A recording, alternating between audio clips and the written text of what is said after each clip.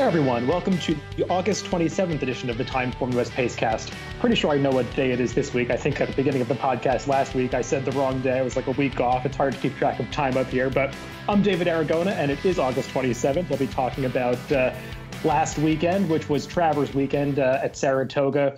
A lot of stakes races on Saturday. A good racing throughout the week, really, at Saratoga, though there was a New York Bred Showcase Day on Friday, other stakes scattered throughout the week. But the focus really was Travers Stakes Day with a lot of championship performances on the undercard, and we'll go through all of it. We'll also discuss some Del Mar Stakes action. They ran the Pat O'Brien out there, which was won by Catalina Cruiser in a tight finish. Then we'll talk about some stakes action at Woodbine, a race from Monmouth, and maybe a little international racing at the end of the podcast. But I'll go ahead and welcome my co-host, Craig Milkowski. Craig, I hear you're dealing with a storm down there. How's everything going? It's going well. We're going to have some cleaning up to do for sure. I got to find my lawnmower cover, as I told you off air. It blew away somewhere in Oklahoma. I put that as a probably 25% possibility at best to actually find it. So with 80-mile-an-hour winds, there's no telling where, or, how far or what direction it went. So anyway, yeah, it was a good week of racing. Pretty much, as you said, all the focus was on Saratoga this week. Not a whole lot going on elsewhere. A few, the Pat O'Brien at Del Mar. We had a Nabol overseas, but mostly we're going to talk about Saratoga, and I'm really looking forward to it. So let's dive right into that Saturday card, and we'll kind of go in reverse order, starting with the Travers Stakes, which was the feature on the card, and a race that I think a lot of us were really looking forward to because there are still a lot of questions to be answered among this three-year-old class. Who's the division leader? Are these horses really stepping forward, or were they facing some lesser competition since the Triple Crown races? And I think we did get some of those answers. First and foremost, this is a pretty good group of horses. And leading the charge home in the Travers Stakes was Code of Honor. I don't want to take anything away from this horse's performance. There's a lot to discuss in terms of trips and track biases and things like that. But Code of Honor was pretty dominant in this race. He won by daylight. And you really have to commend the training job of Shug McGahee, who has really turned this horse around, gotten him to go these longer distances. I know you and I were skeptical about that. A lot of people were skeptical about how far he wanted to go. John Velasquez gave him the absolutely perfect ride in this race, really getting him to shut off in the early going, getting him off the inside, making that looping move into the stretch. And he was just the best horse.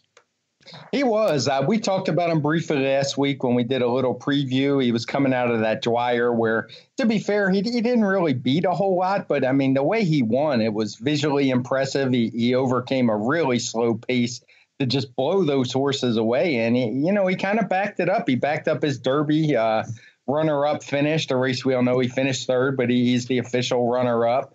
And it was just, I think the top three all ran really well in here. I do think they showed they're a cut above the rest of what was in the field. I don't know how many chances we want to give looking at bikinis. He did break well, so maybe break poorly. So maybe you can put a line through him.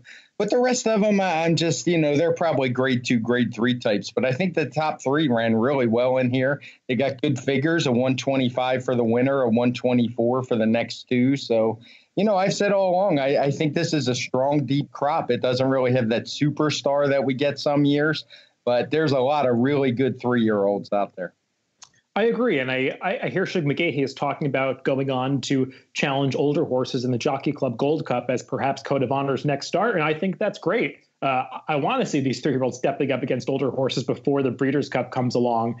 And based on the performances that we've seen, kind of outside of McKinsey's races, who he obviously won't be running in the Jockey Club Gold Cup, that's a pretty wide open race. And I think Code of Honor would fit really well in there. He'd be a tough horse in that kind of race. So I think it's great that he's going for a race like that. And I hope some of the other 3-year-olds step up to face older horses, because I think there are spots there that might be for the taking, because we haven't seen that many of the 4-year-olds and older horses really distinguish themselves. To touch upon some of the also-rans in this race, I think we do have to discuss Tacitus a little bit, and not just the trip, but the tactics that were decided upon. I can't really blame Belmont or Jose Ortiz, whoever's plan it was, to be a little more aggressive with this horse. It wasn't just the fact that he was keen with the blinkers. They really sent him hard out of the gate to try to show speed in here. And when you went through this field, we talked about it last week, there just wasn't a whole lot of speed on paper. And not surprisingly, they changed the tactics that they announced they were going to do with Tax. Danny Gargan said he was going to go for the lead with Tax. And given the way the track is playing on Saturday, it's not surprising they changed that game plan. And it really just left the front end there for the taking for anybody who wanted it. So I can't really blame Jose Ortiz and Bill Mott for going for that position with Tacitus. He's a versatile enough horse. I don't think the running style compromised him. We do have to talk a little bit about the track bias on Saturday, more so in relation to some other races on the card, but a little bit in relation to the Travers, because it did have an impact. We saw horses racing well off the rail, doing well all day. And while most of the riders, by the time we got around to the Travers, were just avoiding the rail altogether, nobody raced down on the rail on the Travers. Horses were racing maybe in the 2 to 3 path, mostly in the 3 path. And that was Tacitus's trip. Maybe that compromised him a little bit. I think that's fair to say. You wanted to be further outside than even that. But he ran well. And while he did have an excuse again, maybe he's just not quite as good as a lot of people wanted him to be. Yeah, that's true. And there's nothing wrong with, he's a horse running in the mid 120s in August of his 3-year-old year. I mean, that's a grade 1 horse. But, at some point you have to say, yeah, maybe he's just not as good as we think he is. He hasn't won a race since the Wood Memorial, despite running well every time. And, it's hard to measure how much that track really played into it. I mean, it's one of those, it's just hard to put a number on it. You can watch it and you can see, I think it was clearly better to be in an outside flow. And even we have the pace coded or the race coded in light blue, as all the dirt races were, saying that speed wasn't particularly good. And I think you could make that argument as well, particularly when we saw in some of the sprints quarters coming up in 23 for grade 1 sprinters and the leaders just having absolutely nothing left. So I'm not going to try to split hairs and say it was the rail or it was this, just an anti-speed bias. I just think it was pretty clear you wanted to be outside. Totally. And how far outside, I think all of that is debatable. Like, we could really get into the weeds talking about rail biases and how they manifest from one day to the next, whether it's just the 1 path or the 1 through 3 path or the 1 through 4 path that's bad. I think the Travers day was more of the latter situation, but I don't want to get too much into that. The one horse that I do want to highlight that probably was compromised by the racetrack in the Travers was Owendale. He finished 5th in this race, but he was only 5th, beaten 2 lengths by Tacitus for 2nd. And I was reading Florent Charoux post-race quotes, and he was saying, I was aware that the rail was not the place to be. I wanted to get off the rail, but I drew the inside post position. I really had no choice. The field was kind of bunched. There was nowhere to go, and he just had to get that inside trip the entire way. He wasn't right down on the rail, but he was the horse that was in the 2 path for the entire race. And I think it's fair to say it might have compromised him more so than anybody else in the race. Yeah, definitely. He definitely spent the most time inside during the race. I just don't know how good he is at this point. He come out of, was it the Ohio Derby, or I think it was Ohio Derby he won. Maybe Indiana, Ohio. And, he ran good. He ran a good figure that day, but we've seen him not quite be up to the grade 1 level. Maybe he's a horse that could step it up. He's still improving, and with a better trip, I guess he could have been closer. But as you say, somebody has to be the most inside horse, and he drew the short straw on this day. Yeah, what's really fascinating to me about the Travers is just how aware a lot of the riders were of what was going on and just really avoiding the rail totally for the entire race. And let's move on to some other races on the card, because how the riders sort of got to those tactics is really evidenced by some of the early races. And the personal ensign, we started to see that happen already, where riders were just staying well off the rail. And you could kind of see that was Mike Smith's game plan. He was the rider of the winner, Midnight Bisou. And he came out of the gate from that inside post position and got her right off the rail. Obviously, he was watching races that day and knew what to do. Getting away from the tactics for a second, though, just got to give it up to Midnight Bisou. I mean, she just shows up every time. And I don't think you can say that she hasn't wrapped up the championship before the Breeders' Cup. I mean, how can anybody else be champion in this division at this point? She's just won all of the major races. We questioned her going the 9 furlongs. Turns out that was totally unfounded because she's just a much better horse this year than she was as a 3-year-old. And I think that's the real difference with her. Whereas last year, she was a little vulnerable going the longer distances. She's just been able to turn off earlier in her races and really save that late burst of speed for the end. Doesn't matter if it's a mile and a 16th, 9 furlongs.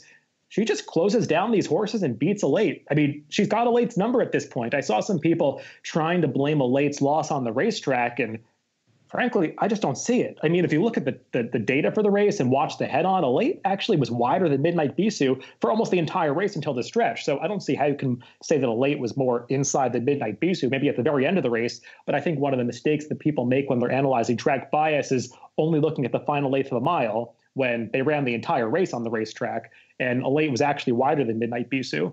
So Midnight Bisou was just best in this race. It wasn't like the pace was fast. She just closed down a late at the end and wanted this victory. Yeah, some really interesting things going on here. For one, the top two both got 124 TimeformUS speed figures, which is, really good for grade 1 fillies and mares. I was really interested in Mike Smith's ride, the way he was willing to give up position to get off of that rail. I mean, he clearly held her up coming out of the gate so he could get over, my eye. And at first, at the time, it was maybe a little iffy if the rail was bad to my eye. But Mike Smith didn't seem to have any doubt. And, as the race was being run, I didn't really think she was a horse who was capable to come from behind to run down Elite with that big of a gap. But she did it. And although the finish was close, I don't think there was really much doubt she was going to get her late. I really thought she was. And the other thing is, personally, I thought the 1 1/8 stuff was a little bit silly. She's looked like a bigger, stronger horse this year. I really didn't think she was going to have a problem. If I remember right, I don't think you did either. It was just kind of people going off of results from a year ago, and I wasn't buying that at all. And I think we can definitely put that to rest for now. And I've got to admit, watching this race live, when they turned for home, I really didn't think Elate was going to get caught because that she's a really strong finisher, especially in her last couple of races. She's really finished off those final eighth of miles pretty well. And I thought Midnight Bisou wasn't going to get her, and she did. And she just always seems to get there. She's now won 6 races so far this year, I believe 3 grade 1s. Just a filly that probably isn't getting the credit that she deserves. If you look up her PPs and compare them to some of the great fillies of past years, maybe it's because she's just eking out these victories by small margins, but the wins that she's piling up and the amount of money that she's won, it's pretty amazing. And she's a deserving champion no matter what happens the rest of the year. Just a really cool horse. I've become a big fan of Midnight Bisou's. And to your point, Elite really was finishing well. If you look at her individual pace figures and her charts, at the 6 furlong mark, she had a 120, and at the wire, she had a 125. So she wasn't stopping. She was running on. She was getting better as the race got longer, as you would expect. And Midnight Bisou just ran her down fair and square. And if we had any lingering doubt about the rail not being the place to be in this by this point in the day, take note, the one horse that tried to ride the rail in this race to her detriment was Wowcat. And she's a Julie who finished 3rd, looked like she was totally out of force and just completely done at the top of the stretch. Yet she somehow held off a closing Wowcat for 3rd because Wowcat was on the rail. You just couldn't be making up ground coming up the rail on this day at Saratoga. And I think John Velazquez was the final guy to try it in this race. He certainly corrected that mistake for the next dirt race on the card, which was the Travers, which he, of course, won. So just one little footnote there. We'll move away from the dirt races and talk about one of the turf races on the card, which was run between the Personal Ensign and the Travers. That was the Sword Dancer. I believe this race got the highest speed figure of the weekend as Annals of Time ran down Sadler's Joy. Quite a story with this horse. He was a grade 1 winner in 2016 when he won the Hollywood Derby, and I believe just his 4th career start, and just a series of setbacks, ton of issues. They couldn't train this horse, couldn't get him right. He ran one race in, I want to say 2017, missed an entire year. We finally got him back this summer. He ran well at Belmont, ran even better at Saratoga in an allowance race. Who knew that he could get 1.5 miles? But apparently he can. It's just pretty amazing that in the same year, Chad Brown was able to bring this horse and Bricks and Mortar back off year-plus layoffs and get them to turn into arguably 2 of the best turf horses in the country. Yeah, I don't even think it's arguably. I think they are the two best turf horses in the country. He got a 131 for this effort. Now, I do want to put a note of caution on there. This is a race I'm really going to spend some time going back and doing some timing work, because the mile fraction, or I think it's a mile and a quarter fraction, just looks really fishy to me. And you'll notice in our fractions, we have the first couple in red followed by a blue. And this figure is definitely aided because of that slow fraction and the strong finish. I'm not saying it's wrong, because the figures do make sense if you look throughout the field at what all the other runners got. But it's just something, whenever I see that flow now, something you've pointed out a few times to me, I really need to go check. I want to check the times against Trackus. And that's usually the kind of stuff I do on slow Mondays and Tuesdays. Yeah, I actually did go and check myself the Trackus times, because it looked so bizarre to me. But when you watch the race, you kind of see that flow developing, where they did go pretty fast for the opening part of it. And it's kind of funny. Proven Reserves was in here to be a rabbit for Annals of Time, and Proven Reserves didn't break from the gate and was actually behind Annals of Time for the entire race. Just kind of funny that it unfolded that way. But Yacht Primo and Channel Maker were pretty keen on the front end coming around that first of three turns. And they were going legitimately fast early. And they just slowed it down to such a ridiculous extent for that third quarter mile and the fourth quarter mile. I mean, they ran that third quarter mile in almost 27 seconds, whether you look at the teletimer or Trackus. So you could see the field really bunching up at that point. So I am always skeptical of those pace flows where you see the red color-coded fractions and the blue color-coded fractions, as you were saying. But I think this is a situation where that's actually what happened. And they did really speed it up again at the end. Annals of Time came home in something like 22-1 to run down Sadler's Joy. Feel a little bad for Sadler's Joy. He's just such a hard horse to ride. He needs to make that last move, and he gets a little keen sometimes. And Jose Lezcano, who was riding him for the first time in here, maybe moved a little bit too soon on him. He battled back late. He's back in top form. Just Annals of Time was a little better than him on this occasion. Yeah, and I think we both like Sadler's Joy's last race, where he just kind of was bottled up and had nowhere to run. And he showed he's still a top horse for sure.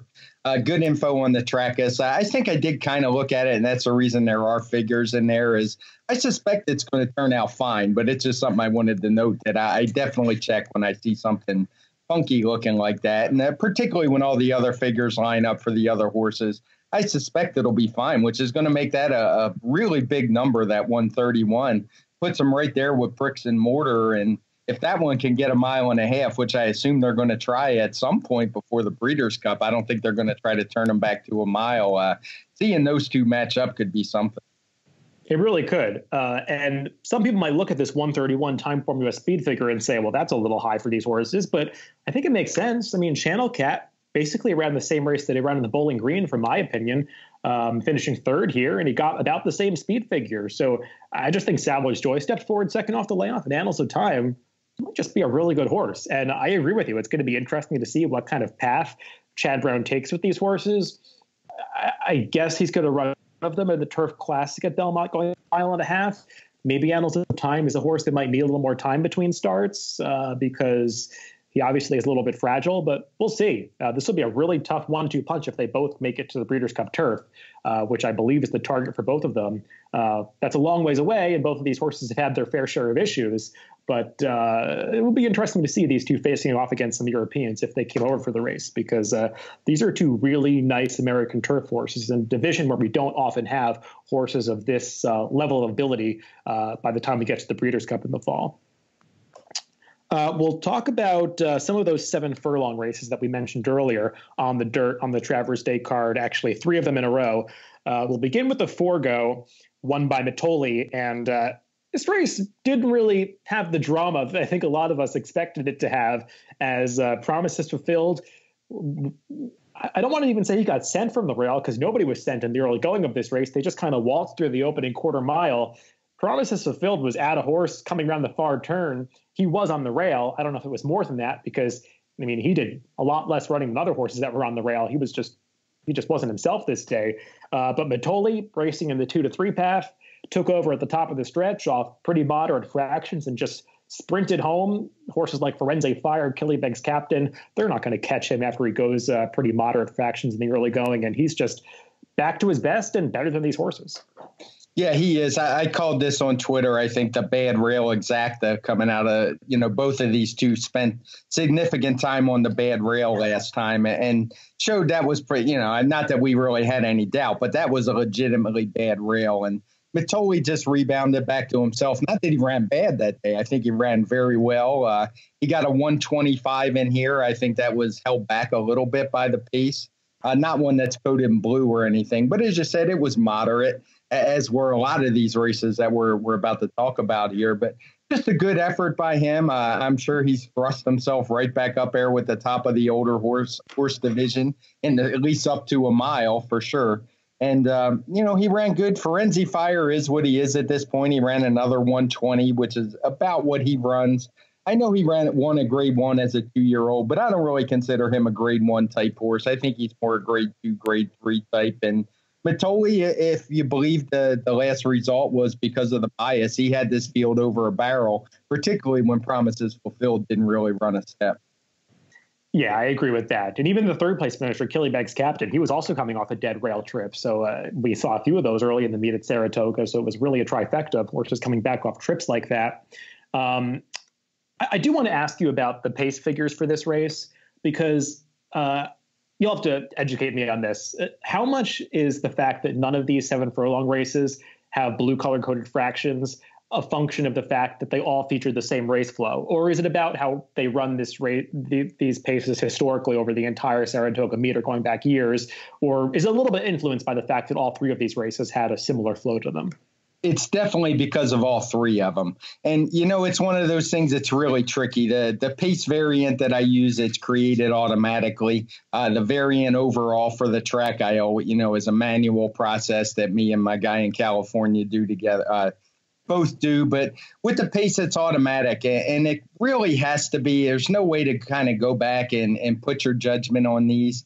And sometimes you're going to get this where it's just all the races seem to run a certain way, and it probably inflated the figures a little bit in here. We're going to talk about the maiden race earlier on the card. They definitely faster, so we know it was possible.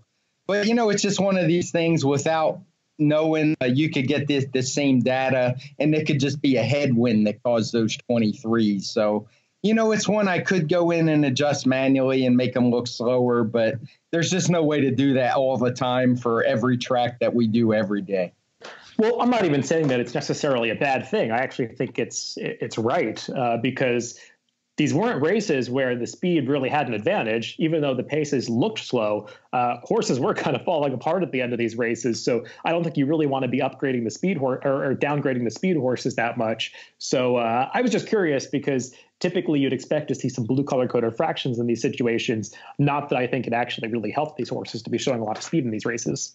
And that was going to be my next point, is sometimes it kind of works itself out in that very way where the rail wasn't the place to be. So even though it was slow, it kind of almost takes that into account, even if it's an indirect result there. We saw the track have a little bit to do with the ballerina, although I kind of doubt we were seeing a different result no matter what, because come dancing, bet down to 3 to 5, justifiably. She was just way faster than these horses on speed figures, and she dominated. She broke slowly. She completely missed the break, as she's been known to do in a few starts. But if you were reading Carlos Martin's quotes or watched his interviews before the race, he almost predicted it. He kind of said she's a horse that breaks slowly, and you could tell Javier Castellano was almost prepared for it to happen, and he just guided her outside, didn't panic, let her slowly work her way up into the race to get that 3 wide stalking trip, and she just shut the door on these at the top of the stretch. Sure, it helped that her main rival, Separation of Powers, was down on the rail. I don't know if Separation of Powers is really in the same league as her anyway. Just pretty awesome to see this 5-year-old who's always had a ton of ability, kind of like in Annals of Time. She missed a lot of time as a younger horse. She, I think, debuted at the end of her 2-year-old season, was off for a long time after that. Took her a while to get back to top form because she was a decent horse as a 4-year-old, but didn't really get good until last fall. And ever since that breakout performance in the distaff back in April, she's just been unstoppable going these shorter distances, and just really awesome to see her get that grade 1 victory. Yeah, this was quite a run. I mean, when she broke, I didn't think she could win. I mean, it was a bad break. It wasn't just missing the break by a few steps. as I'm sure you know. I mean, it looked ugly. And really, by the time they got to the turn, she looked like the most likely winner. I mean, it wasn't just that she recovered to win the race.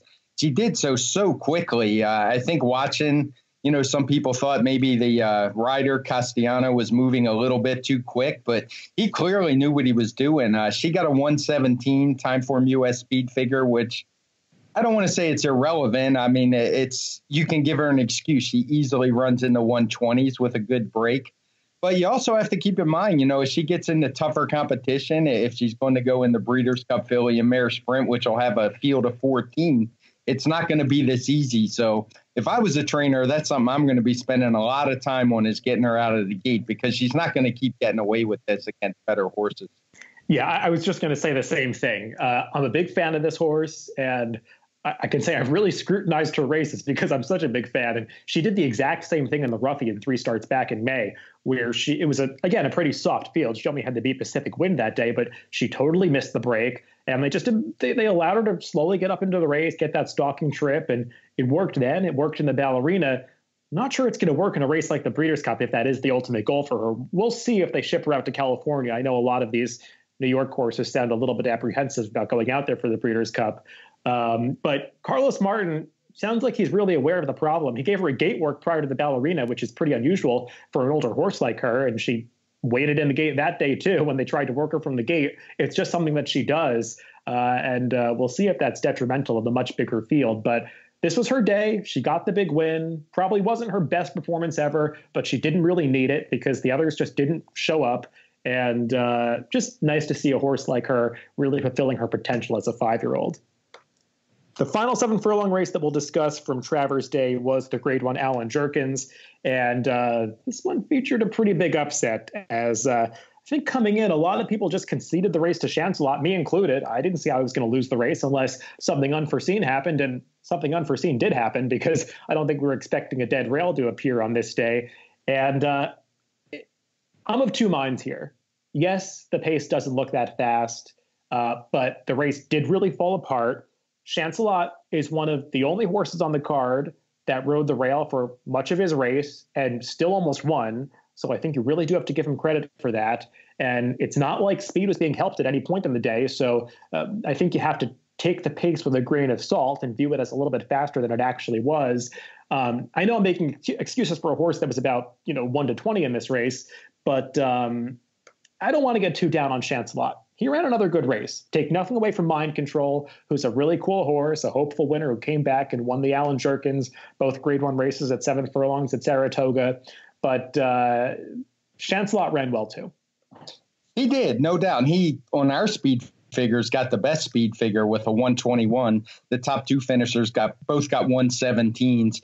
And even though the pace wasn't that quick, that's obviously strictly a measure of the pace.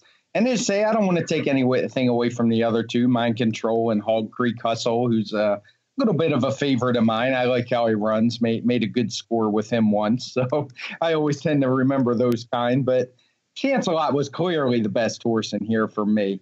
Maybe 7 furlongs isn't going to be quite his best distance, but, the big race is going to be at 6, so that's not going to be a problem. And, I'm going to draw a line through this one when he comes back as far as a bigger guy, and suspect he's going to run a lot closer to that 133 he ran last time than the 121 he got for this win.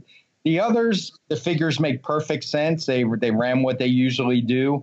I think we had talked about the Mind Control race on here last time out at Laurel. Talk about a race you could put a line through. He was actually a horse I used in here. It didn't work out as well because I didn't have him on top. But, he ran back to the races we saw in the spring where he looked like a really top 3-year-old sprinter.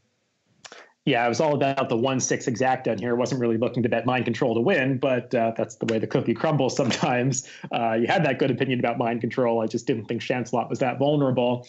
I made a comment on Twitter about the ride on Chancelot, how they were not that aggressive with him and didn't really look to open up in the early going from Call Paul. They just sort of rode him a lot more conservatively than they did in the Amsterdam in his prior start. And with a horse like Chancelot, who is sort of a runoff type in these sprint races, he just wants to be on go from the start.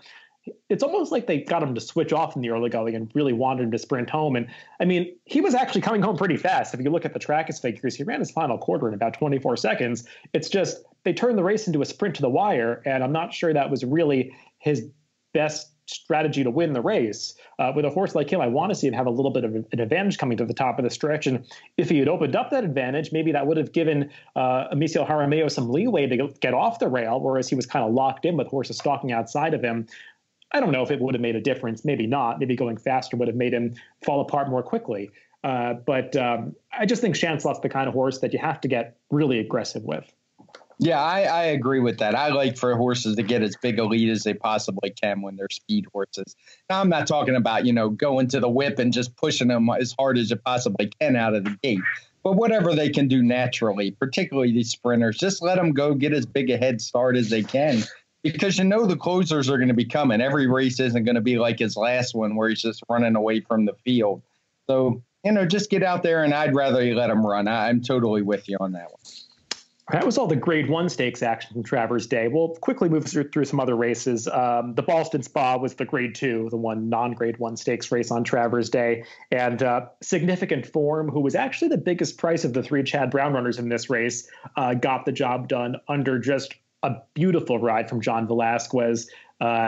Saved ground the entire way. This is a filly that needs to be covered up early. She made that late burst in the stretch and got up over Indian Blessing, who also rode the rail for much of the race. They both ran well. I don't think these are exceptional fillies. They're both about Grade 2, Grade 3 types. Just a competitive race, wild finish, fun race to watch. But this was their level. Yeah, you pegged it. This probably wasn't even a Grade 2 race, to be honest. Maybe the top two. The rest, I have my doubts, but, I think she was clearly the best horse. I know we've talked about Significant Form a couple of times on the podcast, and we both had said that she needed longer. I think last time she ran in one of those 5.5 races and really showed that she had no chance there. But she was clearly best here. Indian Blessing's the horse I bet in here, and I have no complaints. She was clearly second best. It looked like she got a dream run through on the inside, and she just didn't have enough left to hold off Significant Form. So no complaints on that one. She got a 121 for the win, a 121 for the runner-up, who was shipping in off a race in Germany. She had run here before, though, so we kind of knew what we had with her. And as you said, solid race, maybe Grade 2. Maybe I was a little harsh when I first said it, but that's about the limit for these guys. Yeah, there were some no-shows in this race. I thought Secret Message was very disappointing for Graham Motion. She just never came with her typical late run. She had looked like she was one that might be doing very well at the beginning of the year, but didn't show up this day. And Masha, who was the somewhat surprising favorite in this race. I know there were some good workout reports on her, but based on form, she wasn't really competitive with this field, and she unsurprisingly finished last. So sometimes they don't run to their workouts. We'll talk about two more non-stakes races on Travers Day card. I want to mention both of the dirt races early in the day. Obviously, the one that you really need to discuss is the 2-year-old race won by Tap It to Win for Mark Cassey. He made his debut on turf at Woodbine, which seems a little curious because the Tappets can handle the turf. But if you look at this horse's pedigree, it's all dirt on the dam side, a really dirt route. He's bred to go longer, especially being by Tappet. And he's certainly handled the dirt in this race. And this performance is notable because he's the one horse that really ran a career best effort while legitimately riding the rail for the entire race. And what did the track just change after the second race? Or is this just an exceptional performance by a really promising horse? Yeah, I think it's probably the latter, but it's one of those we never really know because it was surrounded by turf races. The first was on turf. The third was on turf. And then when the fourth came about, I think we could see a clear difference. It's just one of those you kind of have to have some faith. You either believe that the rail was still bad then and bet it that way, or you take your time and just watch how a few of these run back and judge it on there. Just depends how bold you want to be. I mean, either way, even if the track wasn't rail biased or anti-rail biased at the time, it was still a really good effort. He got a 110 for the win. He did it chasing red fractions. We have the quarter and the half, both in red. So either way, I mean, we'd have been talking about this performance regardless, even if you think it was on a fair track. But as I said, I tend to think it was a ladder. I think this was a monster effort. I don't think there was a whole lot of difference. Usually when the track does change in between races, I'll see it in the track variant. And I didn't get that here at all. So I'm going to lean towards the ladder and bet these horses like the rail was bad and this horse just overcame it. I agree. I'm watching the races live. There was no weather event. There was no track maintenance that would lead you to believe that the track changed. And frankly, if you took Tap It to Win out of this race, it would fit the flow of the other races on the card because the 8-5 favorite Atoka went out to show speed, drifted down towards the rail on the far turn, and he was just completely empty in the stretch, really drifted down towards the rail at the 8th pole and just completely stopped at that point. So, I mean, that fits the mold of the day. It's just Tap It to Win's performance doesn't. And I agree with you. This might be a really, really nice horse. And I would imagine he's going to point to a race like the Champagne at Belmont or the Breeders' Futurity in Kentucky. And he belongs in those races off this kind of effort. I also want to just quickly mention Performer's allowance win in the 4th race. He was with the track. He was outside. I just like this horse a lot. A really nice horse for Shug McGahee, a 3-year-old who was coming off an impressive maiden win at Belmont Park. And this was a really strong field of older horses. He beat them. The TimeformUS speed figure was a 114, which is pretty respectable for a 3-year-old winning a numbers of 1 allowance race. This one's got just pedigree for days. That Personal Ensign family by Speightstown. I just think this might be a really nice horse for Shug. Yeah, he certainly could be. Always nice to see him have a good horse for the Phipps stable. I haven't seen a whole lot of that in recent years, but this one looks good. I mean, there's no doubt beating older like this. Got the 114 for the win, which is, solid enough. And I think more distance is certainly not going to be a problem for this one. He's got the breeding where you would, some horses you think when they're going to stretch out, it's probably going to hurt him a little bit. But he's one where you would think he could improve on that figure for sure. Yeah, and that's actually a good transition into some races from the rest of the week at Saratoga, because Performer was actually entered in the Better Talk Now on Sunday to run on the turf, and Shug opted to go with the dirt sprint on Saturday because he's already proven to be a dirt horse. All of these progeny of Personal Ensign and her daughters, they seem to be able to handle the turf, so it's not really surprising that Shug was thinking maybe turf with Performer, though I doubt they'll go that route for now. But they did run the Better Talk Now on Sunday without Performer, and Front Run the Fed, who was an interesting Chad Brown horse coming off a sort of perplexing race at Belmont that got a big figure that was just dominated by one horse. The others just didn't show up at all over a good yielding turf course. And Front Run the Fed had been off for a while since then, got back in this race and got right back on track, proved he could handle the mile. Probably helped that he made the last move because the pace was a little on the fast side. But he's a good horse. He backed up that last effort. He is. He got a 116. As did all 3 of the top finishers in this race. But I think he was clearly best. He won by a half. He looked like a pretty decisive winner to me. No fractions coded. He was able to make up the length, those lengths without the benefit of a fast pace.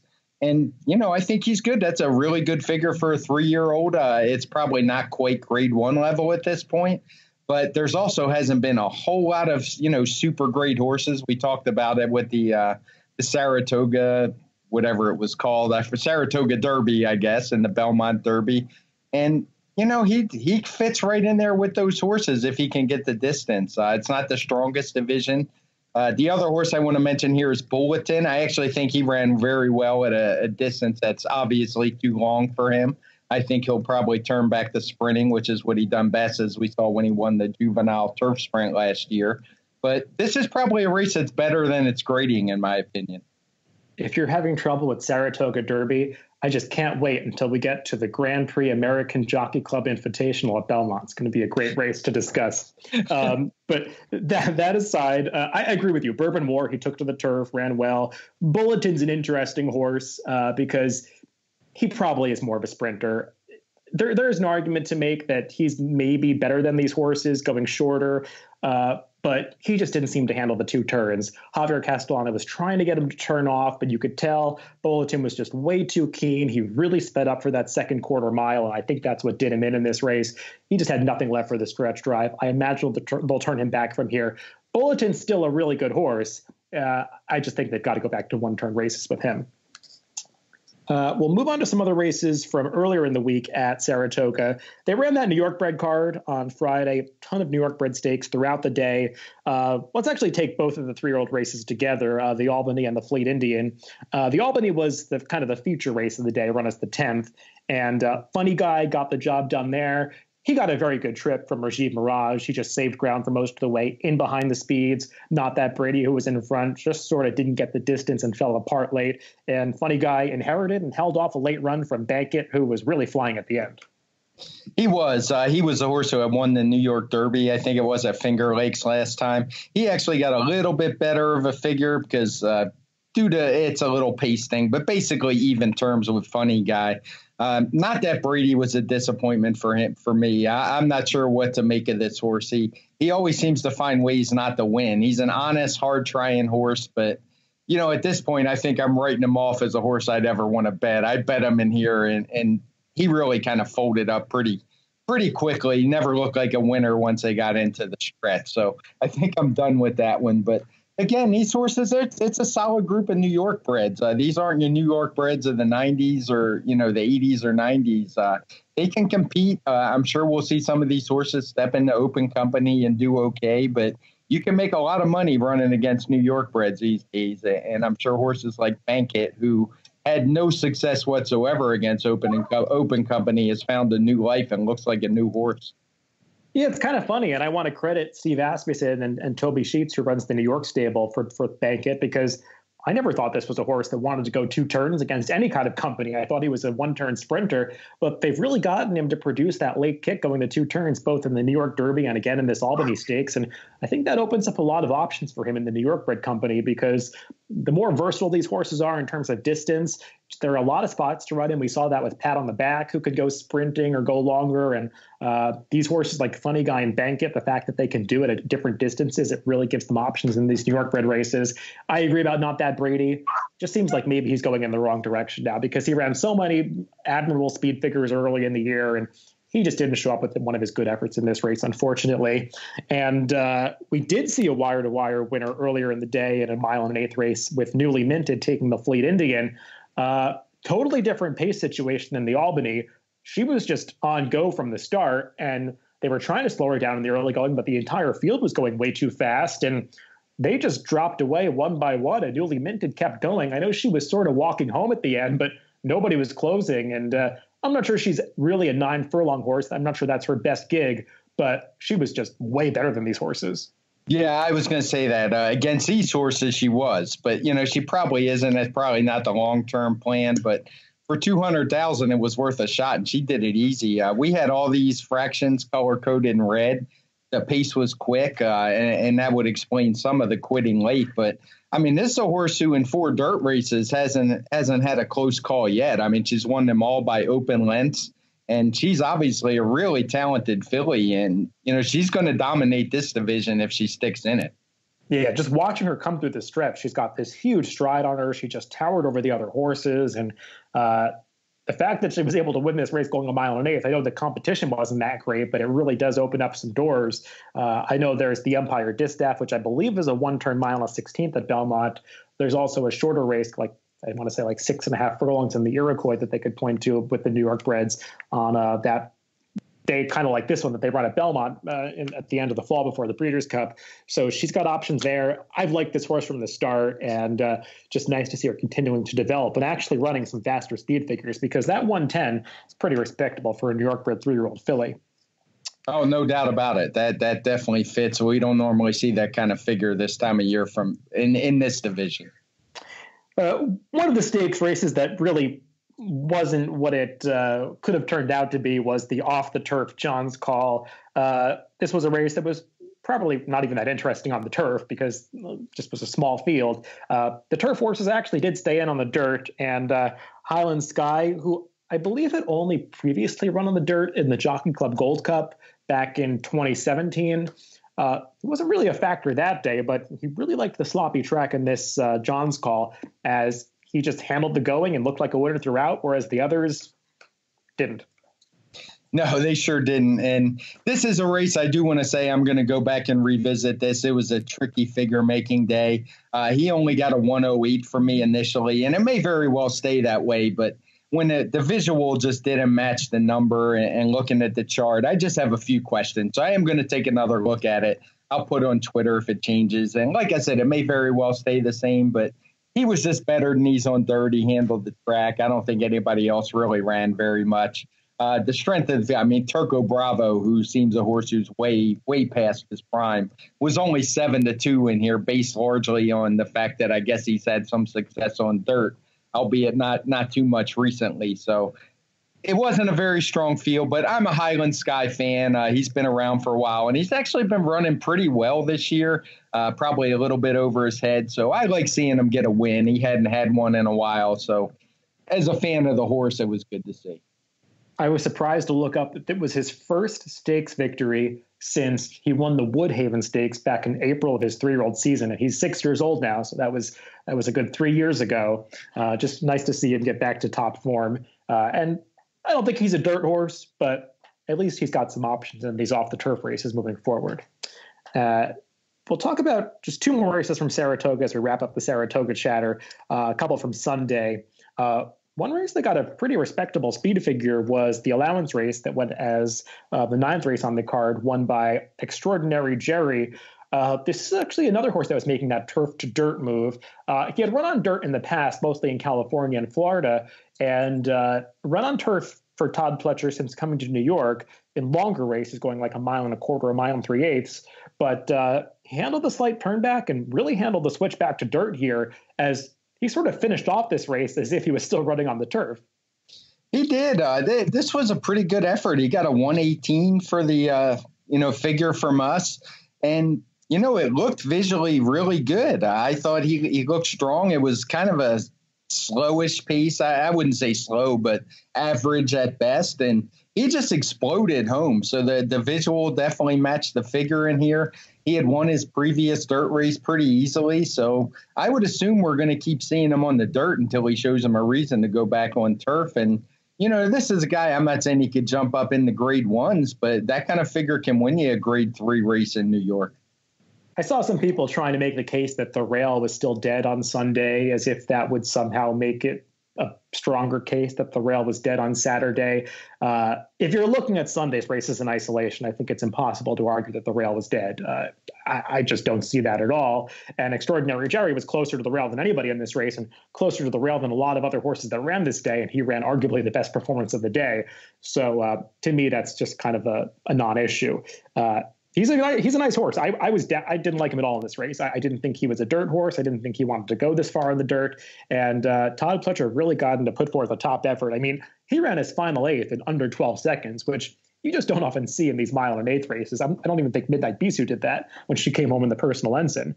So this was a good performance. We saw another good performance as the first race on Sunday, where Wicked Whisper won her debut for Steve Asmussen.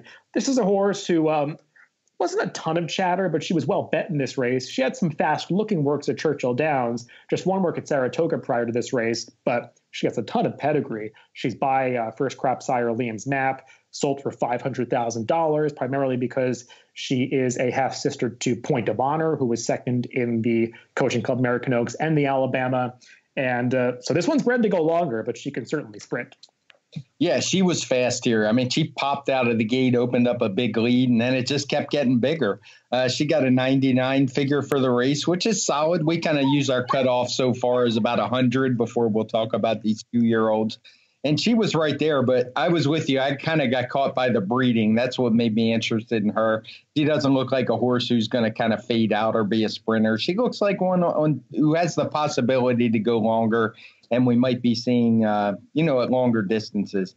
Really impressed. Steve Asmussen is a guy who didn't used to win with first-timers like he is, even as recently as a couple years ago. In this meet, he just seems to be pumping them out one right after the other, having them cranked and ready to go. So I'm assuming there's been a little shift in focus to get these horses to win at Saratoga, and he's certainly proven up to the task. Yeah, we've seen some impressive debut winners from his barn at this meet. I think he has a very strong hand for the hopeful in particular, which is coming up on Monday, the final day of the Saratoga meet.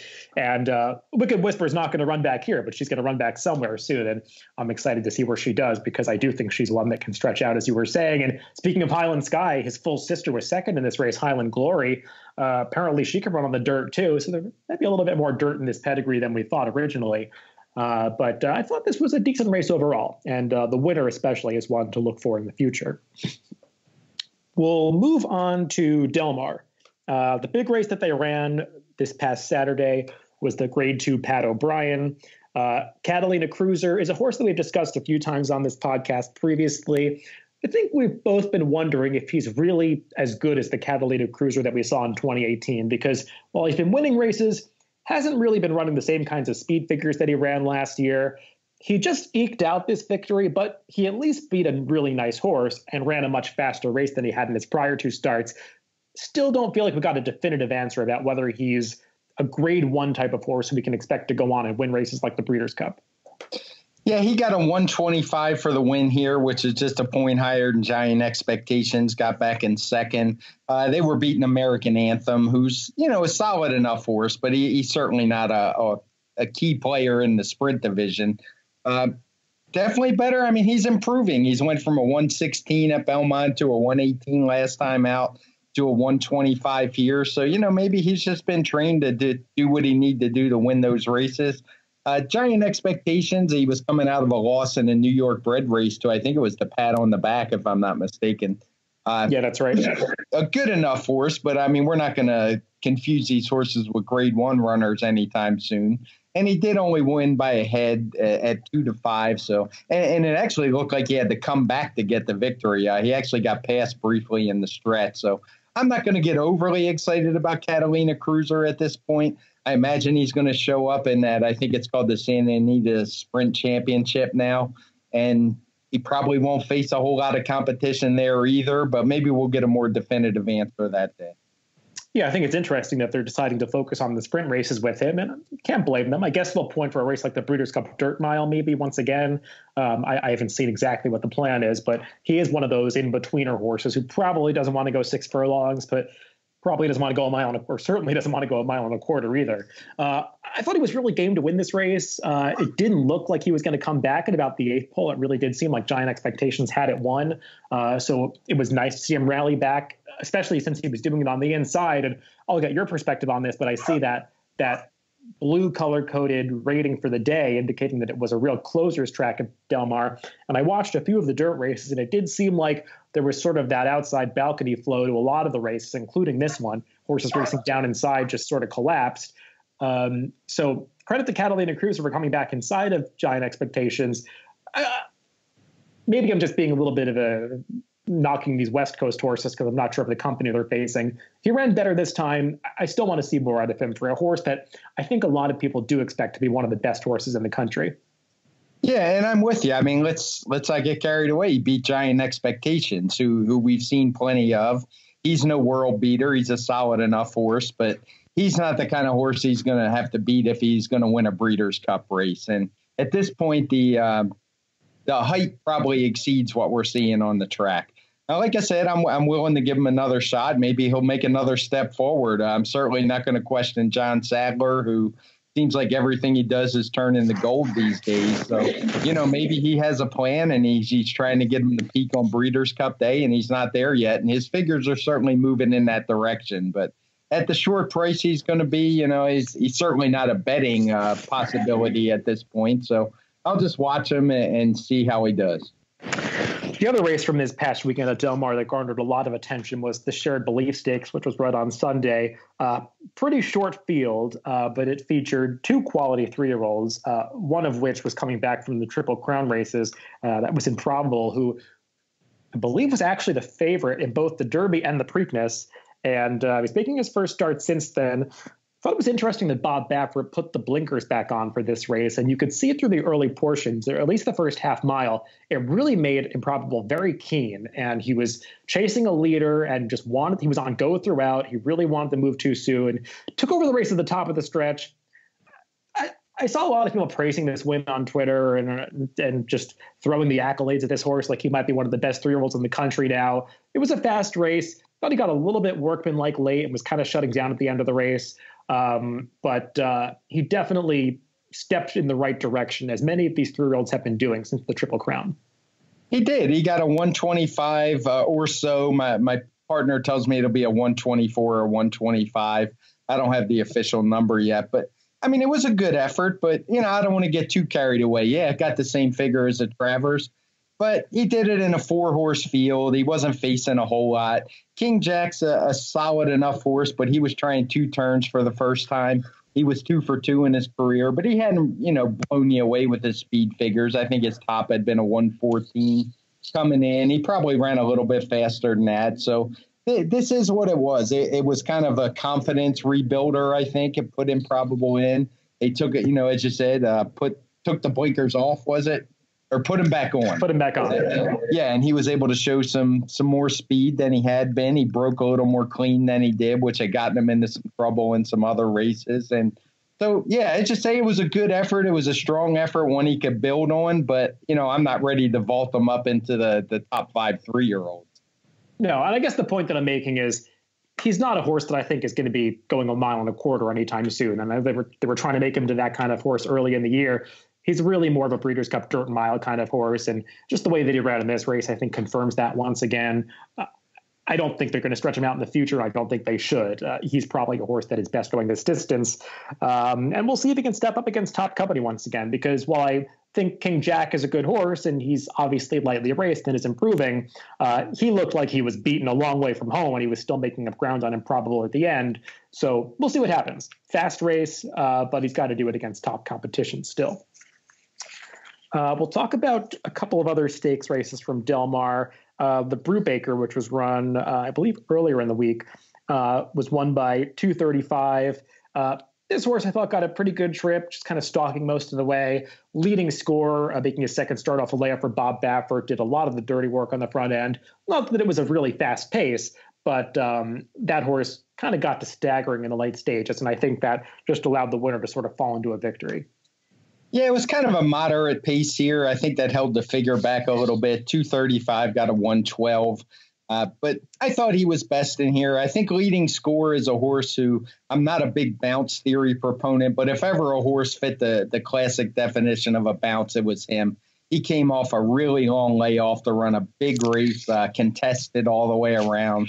So probably, pretty stressful race on him, and he was coming back pretty quickly. So he was one I even had mentioned on Twitter. He looked like a bounce candidate to me through and through. So I'm going to give him another chance next time to kind of get back into that 120 figure he ran last time. But, these are what they are. Solid horses, maybe grade 3 types at best at this point. But just it was a good race for a Wednesday afternoon. I'll leave it at that. Yeah, not a great field. I think the most surprising thing about this race was the pretty low speed figure it got. That horse that we saw for John Sadler last week that won that allowance race probably would have decimated this field. His name is escaping me now, whose history we've discussed a lot. But these were not the best older horses we met in California. And I think you can say the same thing about the fillies that we saw on the Tranquility Lake, which was won by Lady Subi. She was pretty dominant in victory, stretching out for the first time. She had really just been a one-dimensional sprinter for her entire career. Still, though, not sure she's actually best going this far, even though the speed figure might say otherwise. This was a race that was kind of like that race Newly Minted won at Saratoga, where she just ran them off their feet. There were no closers to take advantage because nobody was running at the end of the race, and she was falling apart herself, but nobody else was coming. Right, and she got a 115 for this, so not great, but even this was a little bit faster than the Brubaker. Not a whole lot to say about this. This was a day where we had coded in light blue as not good to speed, which is kind of been the case at Del Mar. The track's been really deep this meet. It's not been your typical California track, at least from years ago. The last couple of years, they've been slowing them down. Even Santa Anita's been pretty slow, but solid effort. But I'm not going to get too excited about this. I think it was just a matter of being much better than these, and I don't really think she's a horse that's going to excel at turn. The final race we'll mention from Del Mar was an allowance race on Friday. And I thought it was funny you sent this one in because when I was making the rundown for a previous podcast about 4 weeks ago, I almost wanted to talk about this filly's debut, First Star, because she did it the right way first time out. She sort of came up the inside, closed down a field going, I think it was 6.5 furlongs. And she stretched out to the 2-turn mile for the first time in this allowance race.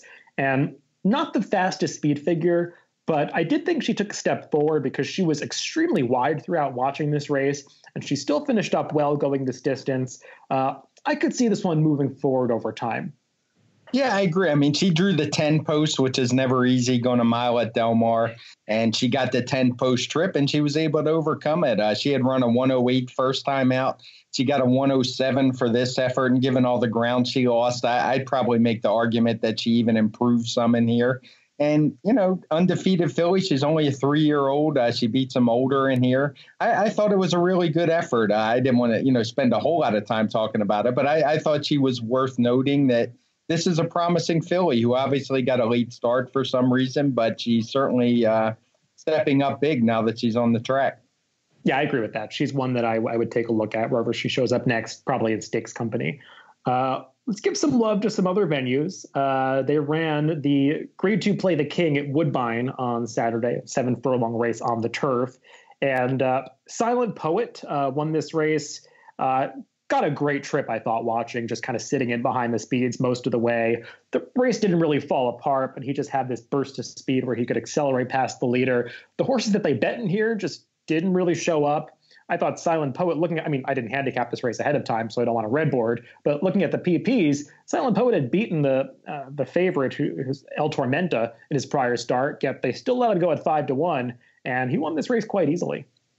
Yeah, it's a grade 2 race. I don't know that it's really a grade 2 race. The reason I just even wanted to talk about it is I'm sure we're going to see some of these horses on Woodbine Mile Day. They run a lot of graded stakes. They run a sprint. This has actually been used as a prep for the Woodbine Mile before, albeit with much better horses than what we saw in here. But we'll be seeing some of these, and, I'm going to be looking to shippers if this is the best that they can come up with at Woodbine. I'm sure we'll get plenty in here, and maybe some of these will get bet, but I'm going to be looking to beat these guys. Yeah, I agree. In past years, we've seen these races, these graded stakes, this turf springs at Woodbine draw some really nice horses who could step up to the Woodbine Mile, like that horse Tower of Texas, who was around for a bunch of years. But I just don't see horses of that quality in this current crop. Of course, it can change. But yeah, I wasn't thrilled with this race overall. A race that was pretty thrilling to watch was the second race at Monmouth on Friday. This race got a pretty high speed figure for this level. Lasting Legacy for Jason Service is a horse who has had an interesting career. He began things very impressively, I want to say, in the summer of 2017, winning a maiden race. He went to Belmont, and I remember looking at that race off his debut and thinking how impressive it was, and he backed it up. He ran another giant speed figure at Belmont. Then things got a little weird. I think they shipped him to like Mahoning Valley or something. Then the West transferred him to Steve Asmussen. He couldn't duplicate his form for him. He was off for a long time. Now he's back with Jason Service as a 5-year-old, and he looks like he's back on track. I know he only won by like a head or something in his comeback race last time, but if you watch that race, he had a bad trip. He was stuck inside in traffic until the very end when Paco Lopez got him up. This race, no such troubles because he just slipped right through on the rail. It looked like he was going to win a lot easier than he actually did for a while there in the stretch, but the runner-up Benefactor really battled back for Jorge Navarro, and this race came up really fast on the speed figure scale. It did, and it was an easy figure to make. It wasn't your typical, I had to scratch my head. They ran a lot of races at Monmouth that day. And the winner got a 123. The runner-up got a 124. I'd call it a virtual push. But I just found this race fascinating for a few reasons. One, of course, the figure jumped out for the second race on a Friday. I don't have names or anything like that on my worksheet, so I had to open the PPs. And I joke a lot. And anytime one of these races pop up, I always go, well, who was it, Jason Service or Jorge Navarro? And in this case, it turned out it was both. And what I also found fascinating is neither one of these horses was a favorite in here. It was actually a Ben Perkins trained horse named Spadesford, who I believe is run in New York. And, I mean, he's a solid enough horse. And this was no easy field. These are horses who routinely run around 110 speed figures. So for these two to run away from the rest of the field by 7.5 lengths, I thought it was a really big effort by both of the top two, and I would expect to see them in stakes races really soon. Yeah, I agree with that. Lasting Legacy did have the speed figures to back it up. If you go back to the start of his career, he had actually run, I think, a 118 in that second start I was mentioning at Belmont. That was so impressive. But obviously things have gone wrong since then. So Jason Service, as he tends to do, got him back to his best races and then some here. The runner-up, I mean, I'm almost surprised I didn't see the fury over this on Twitter, because people typically get upset about these things. Benefactor, really? I know this horse from New York over the winter. Robertino Diodoro, who's a good trainer, could barely get this horse to win $25,000 claimers on the dirt. And all right, now he's running like a grade 2 type speed figure. Sure. Interesting. I will say that you see that blue color coding for the day at Monmouth. Some of the races did favor closers.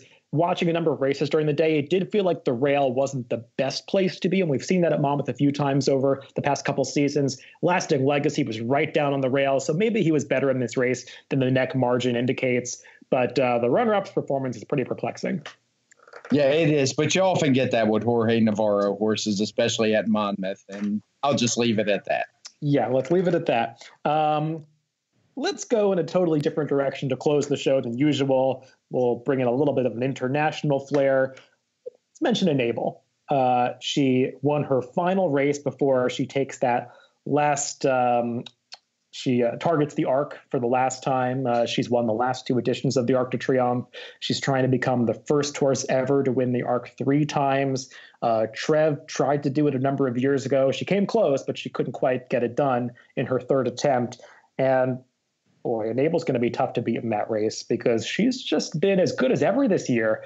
I know she wasn't beating much in this Yorkshire Oaks, but I mean, Magical, who was second here, poor Magical. I mean, she's a really nice horse. And if you look at her PPs, I mean, we'd be hailing her as one of the best horses in Europe, if not for Enable's presence, because she would have won the Breeders' Cup Turf last year if not for Enable. She would be a 3-time Group 1 winner this year if not for Enable. So it's not like Enable was beating nobody in this race, but she just beat her so easily. Yeah, and as you say, Magical, she's a filly who, let's assume Enable wins the Arc again. I doubt we're going to see her in the Breeders' Cup a second time. If Magical were to come over here for the Breeders' Cup, she'd probably be the favorite, even against horses like Bricks and Mortar and Annals of Time. I mean, she's that good. I'm not saying she could beat those horses, but she would certainly get plenty of attention at the windows. But, at this point, I think we just have to say Enable, she's a legendary mare.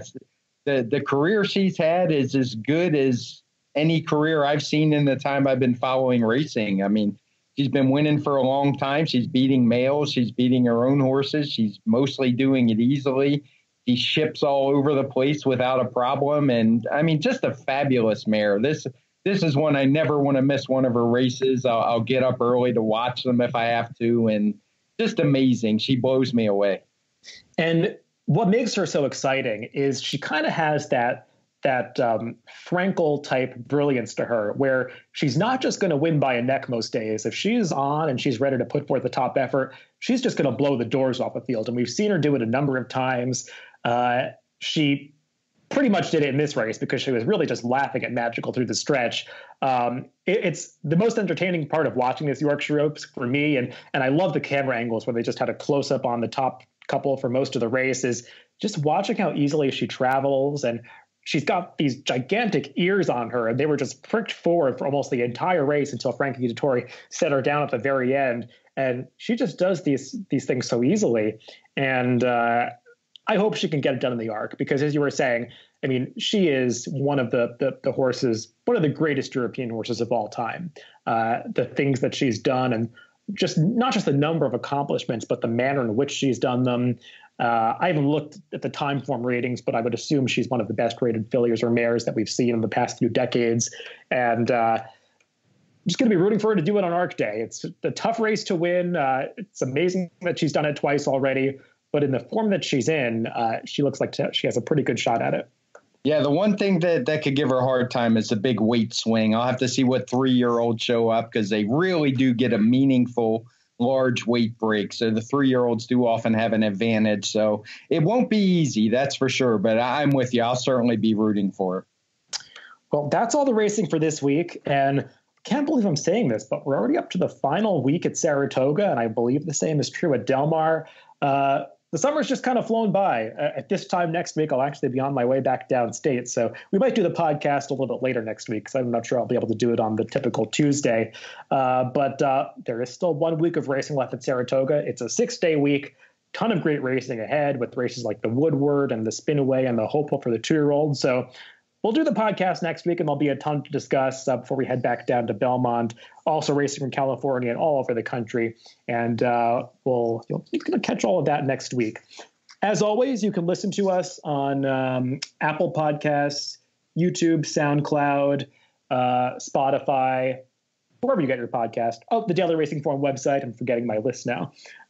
We are the TimeformUS Pacecast, and just make sure to subscribe to the Daily Racing Form podcast. Thanks for listening this week, guys, and we'll be back next week with more race recaps.